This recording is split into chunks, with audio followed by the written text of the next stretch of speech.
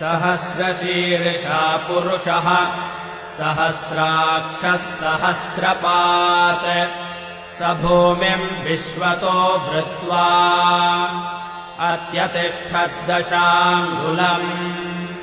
पुरुष एवेदगुम् सर्वम् यद्भूतम् यच्च भव्यम् उतामृतत्वस्येषा नः यदन्नेनातिरोहति एतावानस्य महिमा अतो ज्यायागिश्च पूरुषः पादोऽस्य विश्वाभूतानि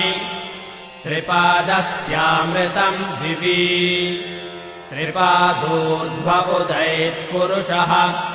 पादोऽस्येहा भवात् पुनः ततो